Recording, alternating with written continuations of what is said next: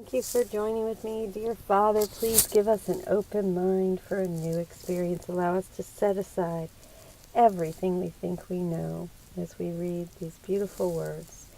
We're starting section 5 of the Manual for Teachers, How is Healing Accomplished? And today I will read paragraph 1 and 2 in section 1, The Perceived Purpose of Sickness.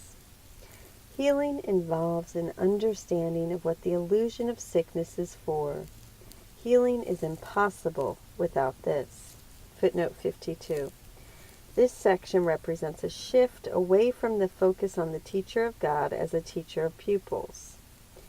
The focus now is on the teacher of God as a healer of patients. Section 1. The Perceived Purpose of Sickness. Healing is accomplished the instant the sufferer no longer sees any value in pain. Who would choose to suffer unless he thought it brought him something and something of value to him? He must think it is a small price to pay for something of greater worth. For sickness is an election, a decision. It is a choice of weakness in the mistaken conviction that it is strength. When this occurs, real strength is seen as threat and health as danger. Sickness is a method conceived in madness for placing God's Son on his Father's throne. God is seen as outside, fierce and powerful, eager to keep all power for himself. Only by his death can he be conquered by his Son. And what, in this insane conviction, does healing stand for? It symbolizes the defeat of God's Son and the triumph of his Father over him. It represents the ultimate defiance in a direct form which the Son of God is forced to recognize. It stands for all that he would hide from himself to protect his life. If he is healed, if he is responsible for his thoughts, and if he is healed, he is responsible for his thoughts. And if he is responsible for his thoughts, he will be killed to prove to him how and weak and pitiful he is. 53. This sentence and the previous one together likely mean the following.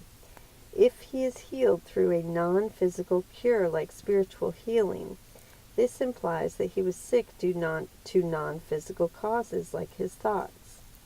He had hidden these dark thoughts from himself to protect his life, trying to convince himself that they were irrelevant, but now they are revealed to be highly relevant.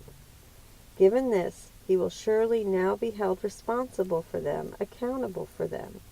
And this means that surely God will punish him, even to the point of capital punishment. But if he chooses death himself, his weakness is his strength. Now he has given himself what God would give to him and thus entirely usurped the throne of his Creator.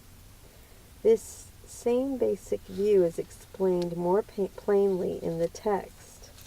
We said before that illness is a form of magic. It might be better to say it is a form of magical solution.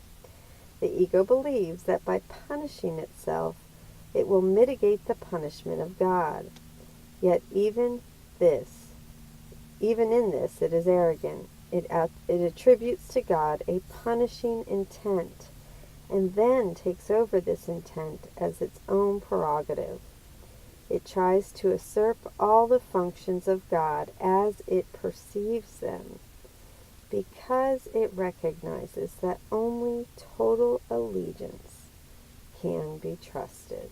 And I will stop there. That's section 1, the perceived purpose of sickness, in section 5, how is healing accomplished. Until tomorrow, thank you for joining with me. I love you.